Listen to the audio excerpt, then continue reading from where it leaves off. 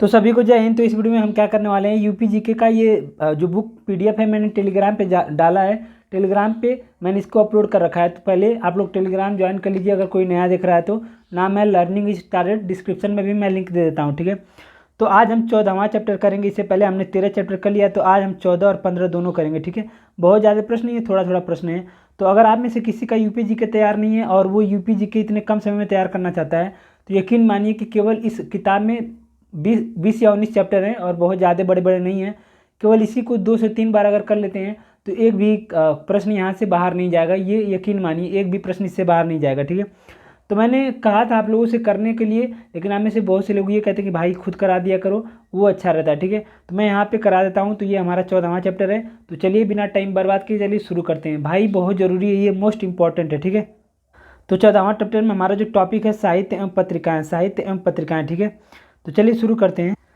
प्रश्न है हमारा पहला कि किस्सा राधा कन्हैया के लेखक कौन है। किस्सा राधा कन्हैया के लेखक कौन है। तो बता दूं कि यहाँ पे जो भी प्रश्न होगा वो यूपी से संबंधित रहेगा।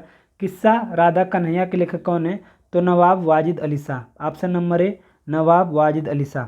आप यहाँ पे सोल्यूशन देख सकते हैं। किस्सा राधा कन्हैया के लेखक नवाब वाजिद अली शाह हैं। अवध के नवाब वाजिद अली शाह को ठुमरी संगीत विद्या के जन्मदाता के रूप में जाना जाता है, ठीक है। इन्होंने रहस्य, रास, किस्सा राधा कन्हैया जैसे प्रदर्शनों को हिंदी रंगमंच को श्रेय प्रदान किया है, ठीक है। तो वाजिद अली शाह स्वयं नाटक और अभिनय करते थे। तो जो वाजिद अली शाह हैं ये कौन थे, अवध के नवाब हैं, अवध के नवाब है, ठीक है। और ये ठुमरी संगीत विद्या के जन्मदाता भी हैं, ठुमरी संगीत विद्या के दाता भी हैं। इन्होंने 3 पुस्तक लिखा है, एक तो रहस्य, रास, किस्सा और किस्सा राधा कन्हैया। याद रखना, नवाब वाजिद अली शाह। तो प्रश्न है हमारा कि सूची 1 को सूची 2 से मिलान करना है, ठीक है। तो श्रीकांत त्रिपाठी निराला, श्रीकांत त्रिपाठी मतलब उपनाम बताना, इधर लेखक हैं इधर उनका उपनाम है। तो श्रीकांत त्रिपाठी को क्या कहते हैं, निराला, इनका नाम ही है श्रीकांत त्रिपाठी निराला, ठीक है। और उसके बाद रघुपति सहाय को गोरखपुरी रघुपति सहाय को गोरखपुरी कहते हैं, ठीक है। फिराक गोरखपुरी। उसके बाद जो हमारा अगला है वैद्यनाथ मिश्र को नागार्जुन, वैद्यनाथ मिश्र को नागार्जुन कहते हैं। और धनपत श्रीवास्तव को मुंशी प्रेमचंद। तो मुंशी प्रेमचंद धनपत श्रीवास्तव को ही कहते हैं। नीचे आप सोल्यूशन देख सकते हैं। सुरकांत त्रिपाठी निराला इनका उपनाम है, रघुपति सहाय फिराक गोरखपुरी, वैद्यनाथ मिश्र नागार्जुन, और ये इंपॉर्टेंट है मुंशी प्रेमचंद, इनको धनपत राय श्रीवास्तव कहते हैं, धनपत राय श्रीवास्तव भी कहते हैं। तो प्रश्न है हमारा कि अति लोकप्रिय धार्मिक पत्रिका कल्याण, ये जो कल्याण पत्रिका ये कहाँ से प्रकाशित होती है। सही आंसर है गोरखपुर से। तो कल्याण पत्रिका गोरखपुर से प्रकाशित होती है, ठीक है। सोल्यूशन आप देख सकते हैं कि कल्याण पत्रिका जो कि गीतापुर प्रेस गोरखपुर से प्रकाशित होती है, ठीक है। इसके जो संपादक है धर्म हनुमान प्रसाद जी, इसके संपादक हनुमान प्रसाद जी हैं। तो याद रखना है कि कल्याण पत्रिका गोरखपुर, गीता प्रेस एक्सप्रेस। प्रश्न हमारा इधर सूची 1 दे रखा है, इधर सूची 2 दे रखा है। तो हमें मिलान करना है, मतलब इधर लेखकों का है, इधर इनकी रचनाएं हैं। तो मुंशी ईसा अल्लाह खां इनकी रचनाएं हैं उदयभान चरित्र, मुंशी ईसा अल्लाह खां उदयभान चरित्र, ठीक है। उसके बाद है हमारा बाबू देवकी नंदन खत्री, ये काजर की कोठरी, ठीक है। उसके बाद जो है हमारा पंडित प्रताप नारायण मिश्र, ये हैं हठी अमीर। उसके बाद जो जयशंकर प्रसाद हैं इनकी रचनाएं कौन सी है, जयशंकर प्रसाद कंकाल, ठीक है। नीचे आप सोल्यूशन इसका देख सकते हैं कि मुंशी ईसा अल्लाह खां उदयभान चरित्र, बाबू देवकी नंदन, काजर की कोठरी और चंद्रकांता, पंडित प्रताप नारायण मिश्र, हठी अमीर। उसके बाद जयशंकर प्रसाद कंकाल, कामायनी, तितली, इरावती। प्रश्न है हमारा कि इनमें से क्या उत्तर प्रदेश में नहीं है। बताना है कि इन 4 ऑप्शन में से कौन सा उत्तर प्रदेश में नहीं है। तो विश्वनाथ मंदिर उत्तर प्रदेश में है, 80 घाट मंदिर उत्तर प्रदेश में है, आगरा किला उत्तर प्रदेश में है, ठीक है। लेकिन विक्टोरिया महल ये उत्तर प्रदेश में नहीं है। विक्टोरिया महल कहाँ है, कोलकाता में, ठीक है। विक्टोरिया महल कोलकाता में स्थित है। आगे प्रश्न है हमारा निम्नलिखित में से कौन सा एक सही सुमेलित नहीं है। बताना है इनमें से कौन सा एक सही सुमेलित नहीं है, ठीक है। तो हम देख रहे हैं ये अमीर खुसरो, ये एटा से संबंधित है, ये तो सही है, अमीर खुसरो एटा जिले से। मिर्जा गालिब आगरा से, ये भी सही है। जोश मलिहाबाद ये भी याद रखना, ये भी सही है। लेकिन जिगर ये हमारा गलत है, ठीक है। ये गोरखपुर से नहीं है, ठीक है। ये कहाँ से है, ये मुरादाबाद से है। जिगर ये मुरादाबाद से है, ठीक है। प्रश्न हमारा कि निम्नलिखित युग्म में से कौन सा सुमेलित नहीं है, निम्नलिखित युग्म में से कौन सा सुमेलित नहीं है, ठीक है। तो अमीर खुसरो एटा अभी ऊपर हमने करा था, मिर्ज़ा गालिब आगरा सही है, फिर जोश मलिहाबाद, जोश मलिहाबाद ये भी सही है, लेकिन ये वाला गलत है, राम प्रसाद बिस्मिल ये प्रयागराज नहीं है, राम प्रसाद बिस्मिल प्रयागराज नहीं है। आप नीचे यहाँ पे सोल्यूशन देख सकते हैं कि स्वतंत्रता संग्राम सेनानी राम प्रसाद बिस्मिल का जन्म 1897 में उत्तर प्रदेश के शाहजहाँपुर जनपद में हुआ था। तो राम प्रसाद बिस्मिल का जन्म शाहजहाँ के जनपद में हुआ था, ठीक है।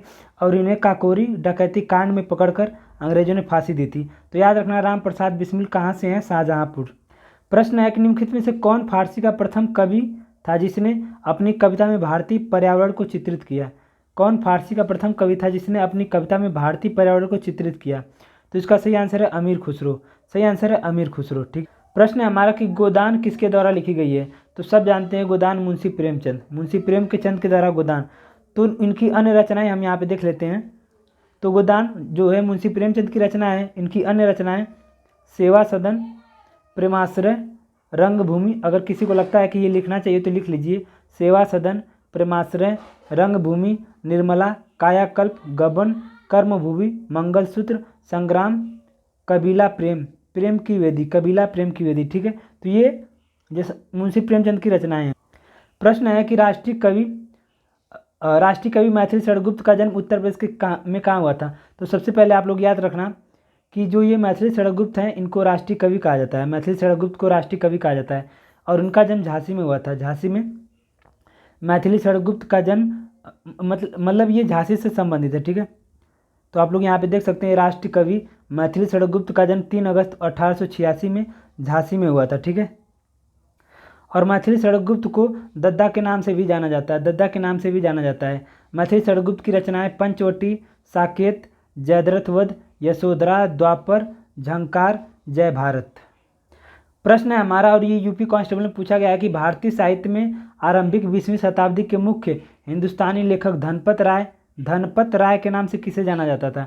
तो अभी ऊपर हमने करा था कि जो मुंशी प्रेमचंद है इनका जो एक और नाम है धनपत राय के नाम से भी जाना जाता है, मुंशी प्रेमचंद को, ठीक है।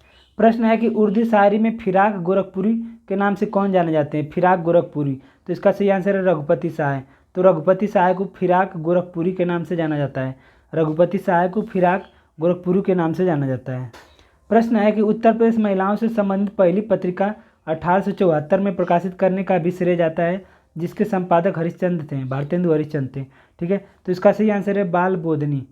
तो उत्तर प्रदेश में महिलाओं से संबंधित पहली पत्रिका जो है बाल बोधनी है, ठीक है, जिसके प्रकाशन भारतेंदु हरिश्चंद्र है। प्रश्न है कि अमीर खुसरो द्वारा रचित छाप तिलक कविता छाप तिलक सब छीनी किस भाषा में है। कविता छाप तिलक सब छीनी किस भाषा में है। तो ब्रज भाषा में, ठीक है। इसका आंसर है ब्रज भाषा। प्रश्न है कि कवयित्री महादेवी वर्मा का जन्म किस शहर में हुआ था। इसका सही आंसर है फर्रुखाबाद। तो महादेवी वर्मा फर्रुखाबाद 1907 में, ठीक है, फर्रुखाबाद 1907 में। अभी यहाँ से हमारा अगला चैप्टर नंबर 15 शुरू हो गया और इसमें हम जनजातियों के बारे में पढ़ेंगे, यूपी की जनजातियाँ, ठीक है। और इसमें भी बस 16 प्रश्न हैं। पहला प्रश्न हमारा कि निम्नलिखित में से कौन सी जनजाति उत्तर प्रदेश और उत्तराखंड से संबंधित है। उत्तर प्रदेश और उत्तराखंड दोनों संबंधित है। तो इसका सही आंसर है बी थारू जनजाति, ठीक है, थारू जनजाति। तो हम नीचे यहाँ पे देख सकते हैं कि जो थारू जनजाति है वो उत्तराखंड के नैनीताल उधम सिंह जिले में पाई जाती हैं। ये जनजाति उत्तर प्रदेश के तराई वाले क्षेत्रों में भी पाई जाती हैं, ठीक है। ये हिंदू धर्म को मानते हैं, जो थारू जनजाति हैं ये हिंदू धर्म को मानते हैं। ये भारोपी भाषा परिवार के भारतीय ईरानी समूह के अंतर्गत आने वाली आर्य उपसमूहों की भाषा बोलते हैं, ठीक है। तो जो थारू जनजाति है वो उत्तराखंड और उत्तर प्रदेश में भी पाया जाता है। तो याद रखना उत्तर प्रदेश की ये जनजाति है थारू जनजाति, और ये हिंदू धर्म मनाते हैं। प्रश्न है कि कौन सी अनुसूचित जनजाति उत्तर प्रदेश के वाराणसी जिले में नहीं पाई जाती है। कौन सी अनुसूचित जनजाति उत्तर प्रदेश के वाराणसी जिले में नहीं पाई जाती है। तो इसका सही आंसर है सहरिया, चोरो, जो बाकी ऑप्शन है चोरो, गोंड और खरवार, ये वाराणसी में पाए जाते हैं, लेकिन सहरिया बनारसी में नहीं पाया जाता, सहरिया बनारसी में नहीं पाया जाता।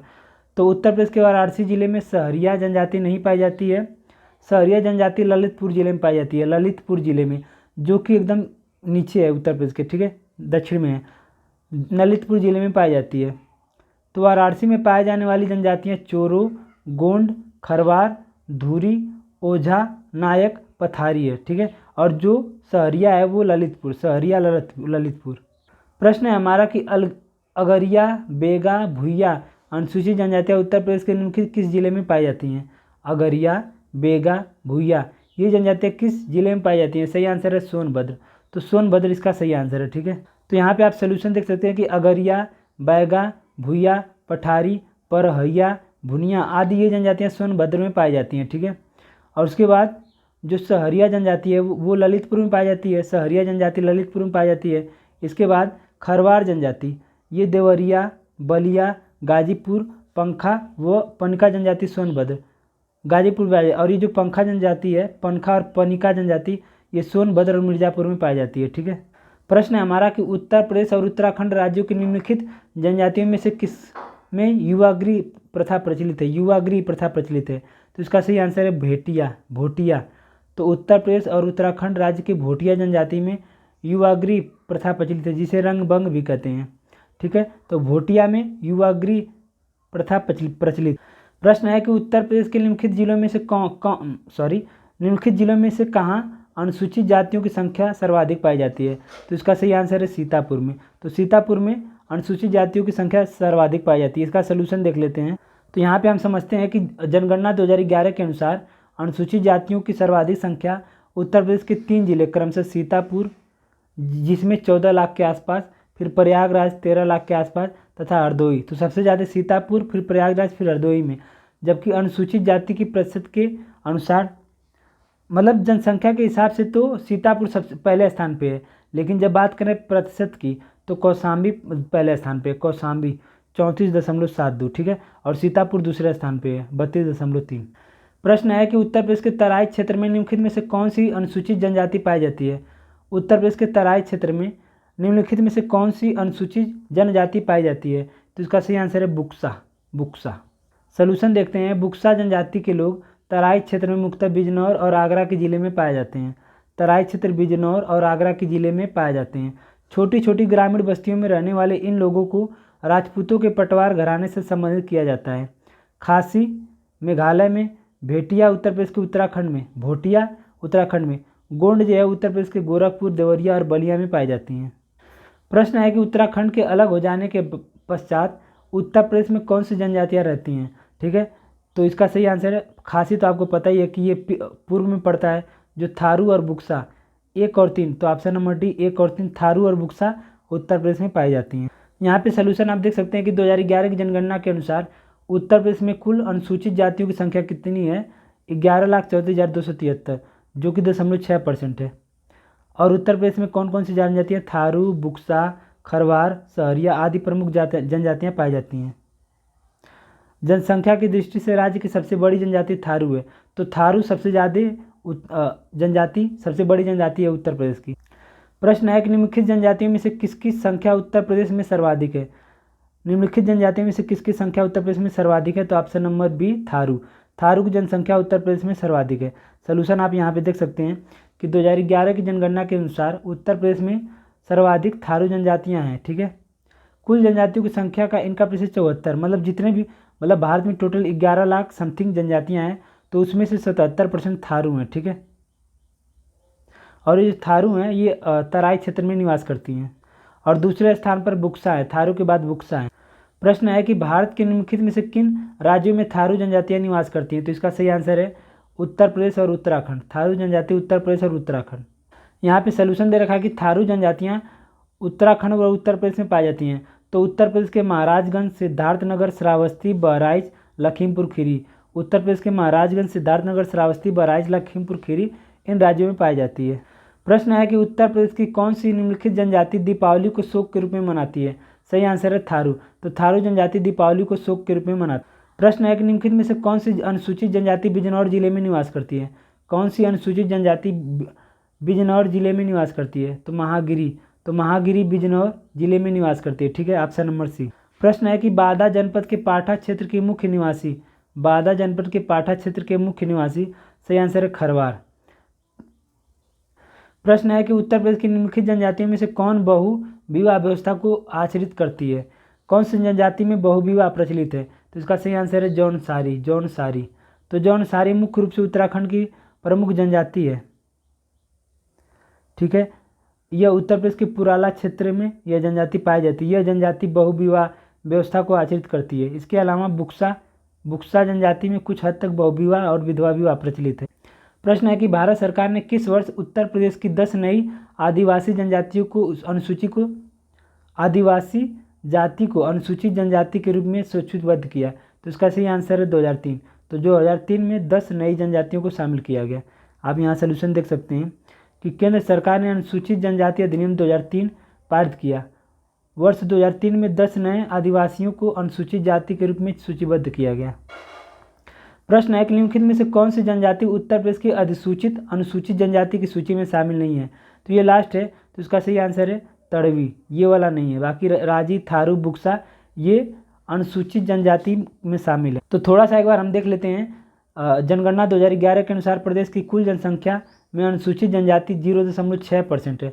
केंद्र सरकार द्वारा 1967 में 2 जनजातियों को 1967 में 2 जनजातियाँ और 2003 में 10, तो अब हो गई टोटल 12। ठीक है, तो प्रदेश में सूचीबद्ध जनजातियों की वर्तमान संख्या 12 है। तो टोटल 12 जनजातियाँ उत्तर प्रदेश में हैं इस समय। ठीक है, पहली है थारू तराई क्षेत्र, लखीमपुर खीरी, बहराइच, महाराजगंज, बलरामपुर, श्रावस्ती। तो थारू, लखीमपुर खीरी, बहराइच, महाराजगंज, बलरामपुर, श्रावस्ती, इन क्षेत्रों में थारू जनजाति पाई जाती है, तराई क्षेत्रों में। ठीक है, उसके बाद दूसरी है हमारी यहाँ पे बुक्सा या बुक्सा जो कि बिजनौर में पाई जाती है। बुक्सा या बुक्सा जो कि बिजनौर में पाई जाती है। उसके बाद हमारी तीसरी है गोंड समूह, गोंड, धुरिया, नायक, ओझा, पठारी, राजगोंडा। गोंड, धुरिया, नायक, ओझा, तो ये महाराजगंज, सिद्धार्थनगर, गोरखपुर, बस्ती, देवरिया, मऊ, आजमगढ़, जौनपुर, गाजी, बलिया, वाराणसी, मिर्जापुर, सोनभद्र आदि में पाई जाती हैं। ठीक है, तो आपको ये याद रखना है सहरिया, ललितपुर। ठीक है, उसके बाद आपको क्या करना है, पंखा, पनका, सोनभद्र, मिर्जापुर, चेरो, सोनभद्र, वाराणसी, भूइयाँ और भुनिया, सोनभद्र, पटारी, सोनभद्र, अगरिया, सोनभद्र, बैगा, सोनभद्र, पहरिया, सोनभद्र। तो ये टोटल 12 हो गई यूपी की जनजातियाँ। ठीक है, तो ये था हमारा लास्ट प्रश्न। तो आई होप कि आप लोगों ने कर लिया होगा। तो आज के लिए इतना ही, सभी को जय हिंद।